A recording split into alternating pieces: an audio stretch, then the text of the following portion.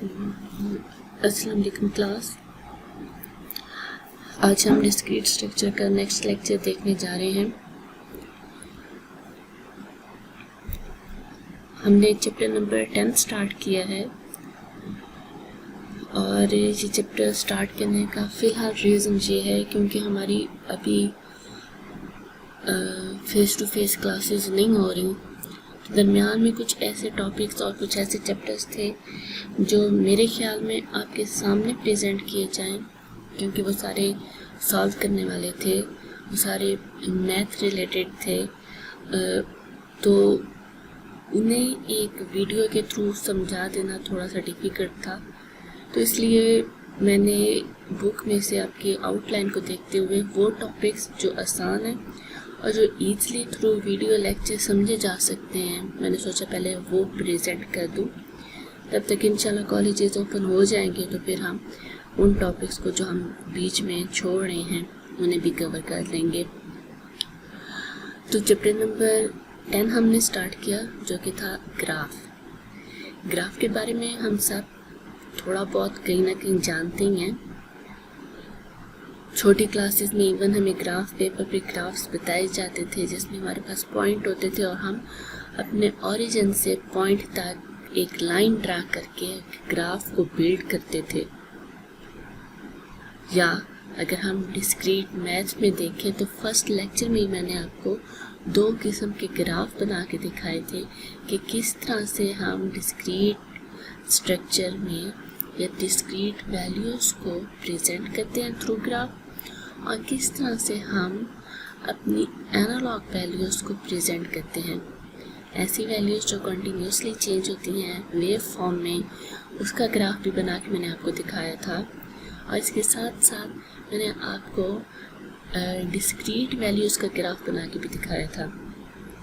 Discrete value में हमारे पास continuous changes नहीं आ रही थी, उसमें सिर्फ एक पॉइंट था या फिर उस पॉइंट के साथ एक एज था।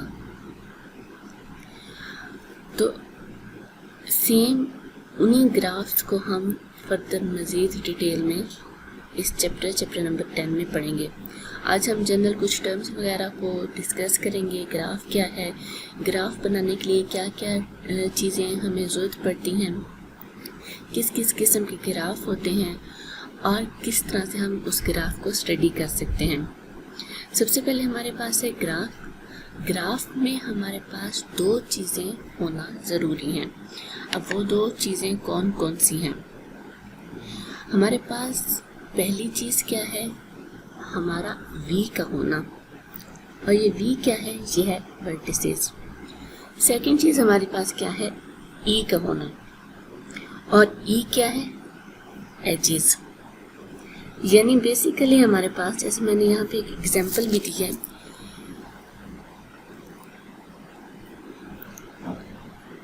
इस एग्जांपल को अगर आप देखें तो इसमें हमारे पास 3 पॉइंट्स हैं। वर्टिसेस वो पॉइंट्स होंगे जो हमारे ग्राफ को हैंडल कर रहे हैं। जैसे हम सिंपल ग्राफ बनाते हैं तो हमारे पास कुछ पॉइंट्स होते हैं और उन पॉइंट्स को हम क्या कर रहे होते हैं, एक से दूसरे के साथ मैच कर रहे होते हैं, कनेक्ट कर रहे होते हैं, हमारे पास ग्राफ बनता जा रहा है। तो वो जो पॉइंट्स हैं उन पॉइंट्स को हम क्या कहते हैं, वर्टिसेस। और इन्हें हम normally donate V1 V2 V3 से करते हैं। अब हमारे पास अगर हम 2 वर्टिसेस को ज्वाइन करने के लिए कोई दरमियान में लाइन ड्रा करते हैं ना, तो वो लाइन क्या है, वो एज कहलाती है। एक ऐसी लाइन जिसके एंड पॉइंट्स पे हमें 2 वर्टिसेस मिल रहे हैं, वो लाइन क्या कहलाएगी, वो एज कहलाएगी। अब अगर मैं कहती हूँ ना ये एक लाइन है, तो क्या ये एज है? हम इसके एंड पॉइंट्स को देखेंगे, क्या इसके एंड पॉइंट्स पे हमारा कोई वर्टिस पॉइंट मौजूद है? नहीं है। तो फिर ये हमारे पास ना तो ग्राफ है, ना हमारे पास ये हमें प्रॉपर एज की फॉर्म दे रहा है। ग्राफ सिर्फ तभी बनेगा जब वो वर्टिसेस को कनेक्ट कर रहा है थ्रू लाइन। ठीक है। फिर एजेस को हम ABC या E1, E2, E3 से प्रेजेंट करते हैं। यहाँ तक मेरे ख्याल में आपको ग्राफ क्लियर होगा। ग्राफ क्या है? हमारे पास एक ऐसा ग्राफ जिसमें हमारे डिफरेंट पॉइंट्स मौजूद हों, और जब हम उन पॉइंट्स को कनेक्ट कर दें तो हमारे पास जो फॉर्म बनेगी वो हम ग्राफ कहेंगे। ग्राफ मिनिमम भी, जैसे मैंने यहाँ पे एक एग्जांपल दी ना कि एक लाइन से, क्या वो ग्राफ कहलाएगा? नहीं कहलाएगा, क्योंकि वर्टिसेस नहीं है। बगैर एज की, ये बात याद रखनी है, बगैर एजेस के ग्राफ बन सकता है, लेकिन बगैर वर्टिसेस के ग्राफ कभी भी नहीं बन सकता। जैसे यहाँ पे अगर मैं सिर्फ एक पॉइंट लगा दूँ कि ये V1 है और पूछा जाए कि क्या ये ग्राफ है, तो तब आप कहेंगे कि ये ग्राफ है। ग्राफ में वर्टिस का होना मस्ट है। एज हमारे पास ना भी हो तो भी हमारे पास विद नल ग्राफ हम कहेंगे कि ये ग्राफ मौजूद है। आगे फर्दर हम इसकी मज़ीद एग्जाम्पल भी देखेंगे। अच्छा, यहाँ पे सबसे पहले डिस्क्राइब किए गए हैं दो ग्राफ, जो कि हैं डायरेक्टेड और अनडायरेक्टेड, या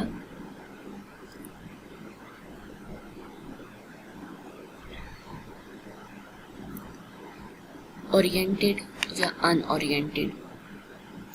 अब इसके अंदर सबसे पहले हम देख लेते हैं डायरेक्टेड, बल्कि अनडायरेक्टेड पहले देख लेते हैं। अनडायरेक्टेड, ये एग्जांपल इसकी है। अनडायरेक्टेड में वर्टिसेस होंगे, उन वर्टिसेस को हम कहीं ना कहीं ज्वाइन कर रहे होंगे और वो हमारे पास एक ग्राफ की फॉर्म दे रहे होंगे।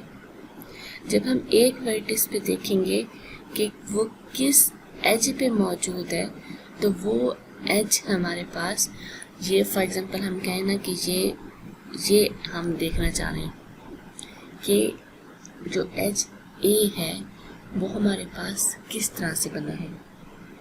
अब ये हम ये तो कह सकते हैं एज ए बना है V1 V2 से, लेकिन हमें इस चीज़ की कंफर्मेशन नहीं है कि वो जो हमारे पास वर्टिसेस हैं वो वर्टिसेस V1 to V2 हैं या V2 to V1 हैं, यानी हमें डायरेक्शन नहीं पता।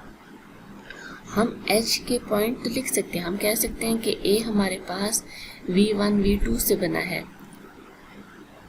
लेकिन V1 V2 की डायरेक्शन है कहाँ से हमें नहीं पता। तो हमारे पास ऐसा ग्राफ जिसमें डायरेक्शन हमें नहीं पता होती वो अनडायरेक्टेड या अनओरिएंटेड कहलाता है। ऑन दी अदर हैंड हमारे पास ऐसा ग्राफ, अब देखें यहाँ दोनों ग्राफ ही सेम, वही वर्टिसेस हैं, वही उनके दरमियान में एजेस हैं, इवन मैंने नेम भी सेम दिए हुए हैं, लेकिन डिफरेंस क्या है? डिफरेंस ये है कि हमारे पास इसमें कहीं पे कोई डायरेक्शन थी ही नहीं, और यहाँ पे हमें पता है कि vertices V1 to vertices V2 हमारे पास वैल्यू जा रही है, फिर हमें पता है V2 से V3 की तरफ जा रही है। कैसे पता चल रहा है? दरमियान में एरो है, एरो इंडिकेट कर रहा है डायरेक्शन को, और वो डायरेक्शन हमें बता रही है कि किस तरह से हमारा वो जो वर्टिस है वो मूव कर रहा है, किस तरह से हमारे पास एक से दूसरे पॉइंट पे हम मूव कर रहे हैं।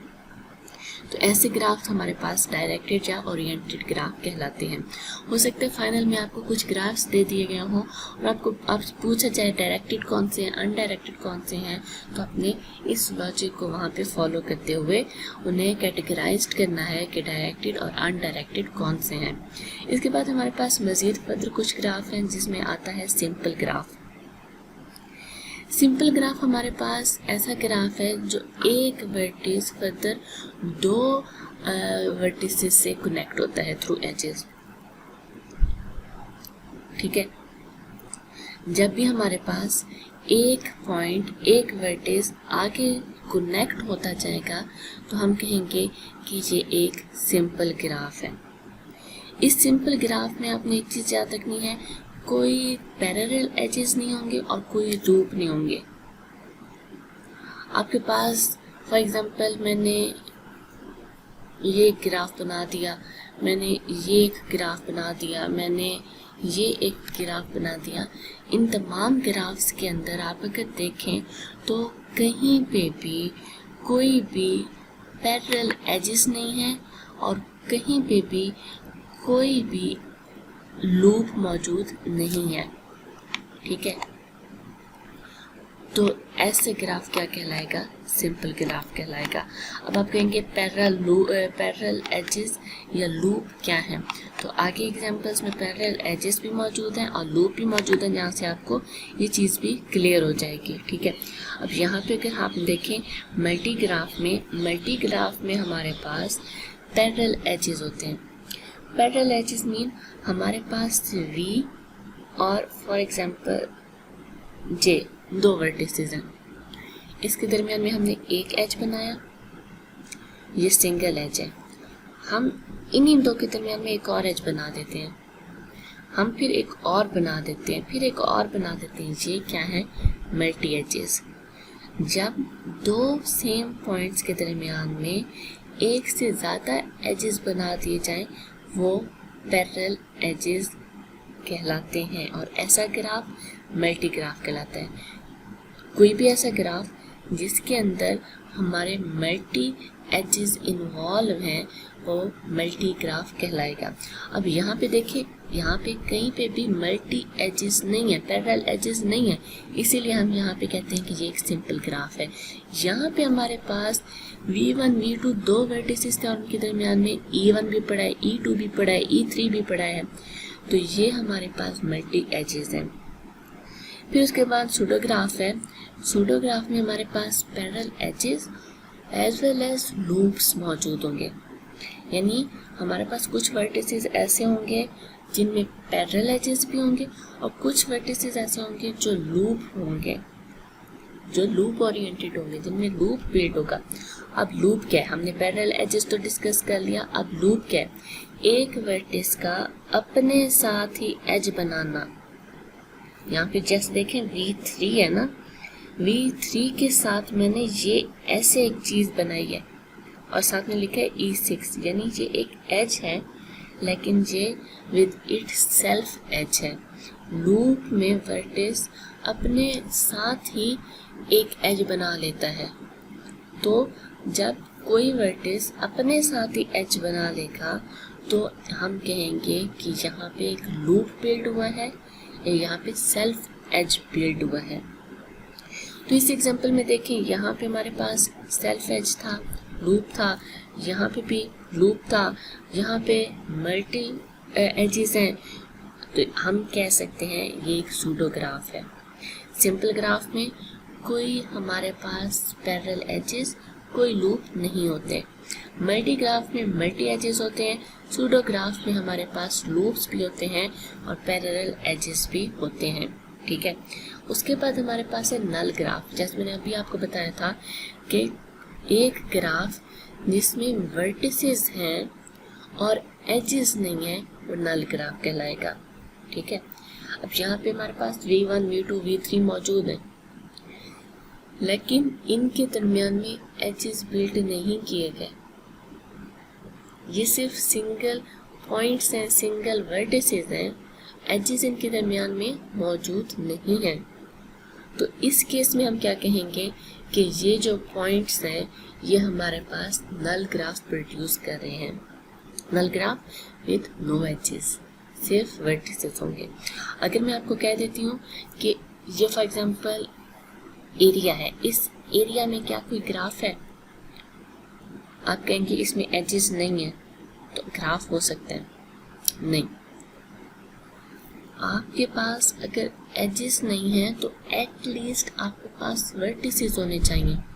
अगर वर्टिसेस भी नहीं है और एजेस भी नहीं है, ग्राफ नहीं है।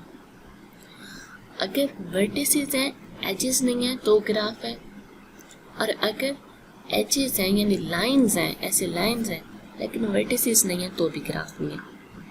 यानी हमारे पास ग्राफ में पहली शर्त क्या है? वर्टिसेस का होना, पॉइंट्स का होना। फिर वो हमारे पास एक सेकेंडरी एलिमेंट आ जाता है कि हम उन पॉइंट्स को थ्रू एज कनेक्ट करना चाहते हैं या नहीं करना चाहते। अगर नहीं करेंगे तो भी वो ग्राफ कहलाएगा और अगर कर देते हैं तो भी वो ग्राफ कहलाएगा। फिर हमारे पास है complete graph.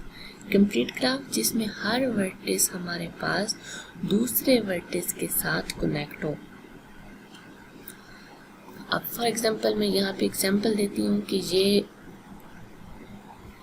V1, V2, V3 और V4। अब हमने चेक करना है क्या V1 बाकी तीनों के साथ कनेक्ट है। V1 V2 के साथ है, V3 के साथ है, V4 के साथ नहीं है। V3 भी इसी तरह से V1 V4 के साथ है, V2 के साथ नहीं है। V4 V3 और 2 के साथ है, V1 के साथ नहीं है। ये कंप्लीट ग्राफ नहीं है। कंप्लीट ग्राफ ऐसा होगा जिसका हर वर्टेक्स बाकी तमाम वर्टेक्स के साथ कनेक्ट हो। जैसे V1 यहाँ पे है तो वो V2 से भी कनेक्ट है, 3 से भी और 4 से भी। V2 को अगर हम देखें तो वो V3, V1, V4 कनेक्ट है, हर एक के साथ वो कनेक्ट है। ऐसे ग्राफ हमारे पास कंप्लीट ग्राफ कहलाते हैं जो हर एक पॉइंट के साथ कनेक्ट होते हैं। फिर हमारे पास रेगुलर ग्राफ है, ऐसा ग्राफ जिसके अंदर हर वर्टेक्स की डिग्री सेम हो। अब डिग्री क्या होती है? डिग्री हमारे पास नंबर ऑफ एजेस होते हैं, ठीक है। Number of edges mean V1 के साथ कितने एजेस कनेक्ट है। अब जैसे यहाँ पे हम देखें ना, V4 के साथ कितने एजेस कनेक्ट है, 1 2 3। V1 के साथ कितने एजेस कनेक्टेड थे, 1 2 3। V2 के साथ भी 1 2 3। V3 के साथ भी 1 2 3। यानी अगर एक पॉइंट के साथ कितनी लाइंस जा रही हैं वो क्या कहलाता है, वो उसके एजेस या उसकी डिग्री कहलाता है। तो कोई भी ऐसा ग्राफ जिसके अंदर उसके तमाम वर्टिसेस की डिग्री सेम हो, जैसे ये भी हमारे पास हम कह सकते हैं रेगुलर ग्राफ है क्योंकि तमाम वर्टिसेस की डिग्री सेम है। इसमें भी देखें तो हर एक वर्टिस फर्दर दो एजेस के साथ कनेक्ट है। यहाँ पे ये दो, यहाँ पे ये दो, यहाँ पे ये दो, तो इसकी भी डिग्री सेम है। ऐसे ग्राफ हमारे पास क्या कहलाते हैं, रेगुलर ग्राफ कहलाते हैं, ठीक है। कोई भी ग्राफ जिसमें डिग्री सेम हो। अच्छा, अब हमारे पास ये चीज़ आती है कि डिग्री हम बेसिकली फाइंड कैसे करते हैं। डिग्री फाइंड करने के लिए प्रोसीजर हमारे पास है, ये एक फार्मूला सा है, डिग्री ऑफ V। इस V की जगह पे हमने जिस भी वर्टेक्स की V1 की, V2 की, V3 की, जिस भी वर्टेक्स की डिग्री फाइंड आउट करनी हो, यहाँ पे हम उसका नाम लिखते हैं। फिर हम यहाँ पे फार्मूला यूज़ करते हैं NE + 2NL। E रिप्रेजेंट कर रहा है H को और L रिप्रेजेंट कर रहा है लूप को, ठीक है ना।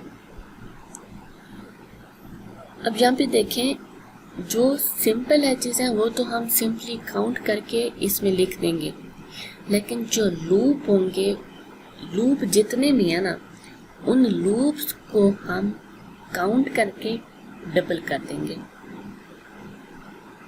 एंड पे हम टोटल करेंगे तो हमें पता चल जाएगा कि कितने इसकी डिग्री है।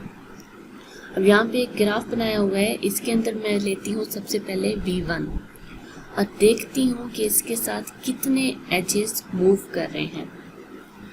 यहाँ पे हमारे पास V1 के साथ 1 2 3, और क्या यहाँ पे कोई लूप मौजूद है? नहीं।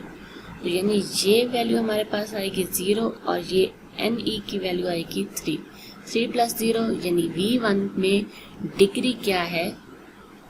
3। अब V2 को मूव करके जाते हैं और उसके एजेस को देखते हैं।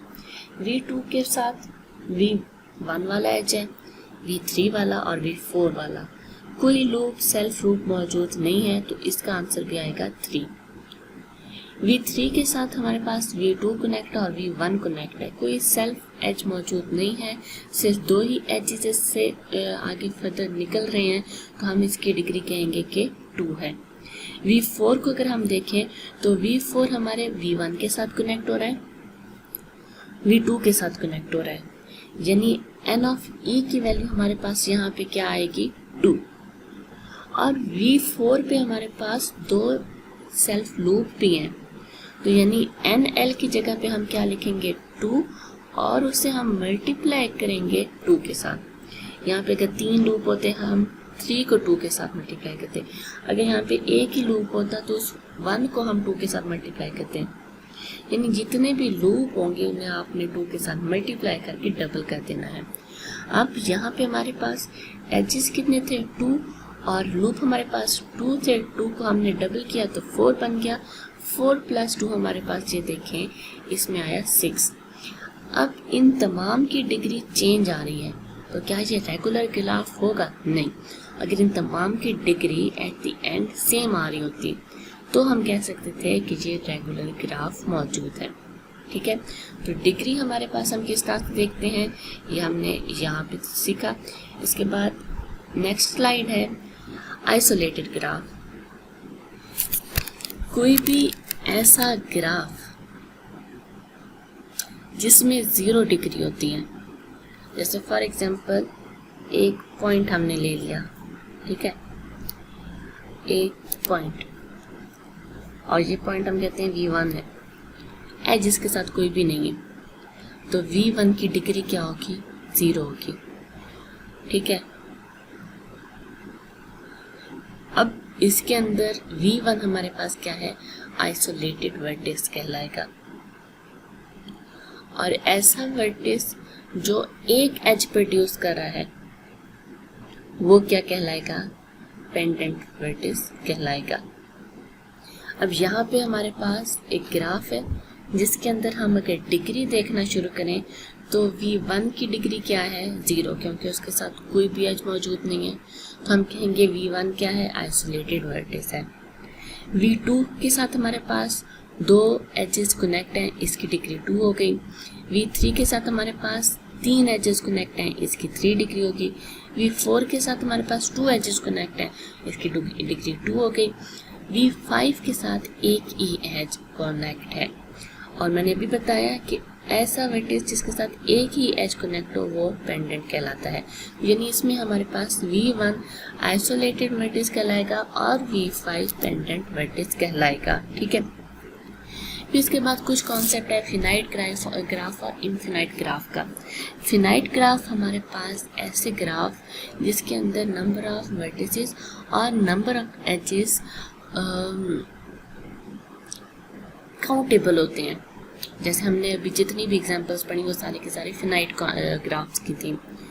ऐसे ग्राफ फिनाइट ग्राफ कहलाते हैं, और कहीं ना कहीं ऐसे ग्राफ भी बन जाते हैं जो हमारे पास इनफिनाइट होते हैं, जिसमें कितने वर्टिसेस एग्जैक्टली मौजूद हैं, कितने कनेक्शंस हैं हमें नहीं पता होता। ठीक है, मोस्टली हम डिस्क्रीट मैथ्स में फिनाइट ग्राफ्स को ही स्टडी करते हैं, फिनाइट ग्राफ्स की वर्किंग को ही देखते हैं, और इन्हीं के साथ ही हम आगे फर्दर वर्क करते हैं। ठीक है, इनफिनाइट ग्राफ हम यहाँ पे एक इमेजिनरी टर्म को लेके चलते हैं। मोस्टली फोकस हमारा फिनाइट ग्राफ पे ही होता है। ये हमारी ग्राफ्स की सिंपल टर्मिनेशंस थी, टर्मिनोलॉजीज थी, किस तरह से ग्राफ वर्क करता है ये हमने आज पढ़ा। फिर फर्दर हमारे पास ग्राफ की जो डिटेल्ड वर्किंग है वो इंशाल्लाह हम कल देखेंगे। ओके क्लास, अल्लाह हाफिज़।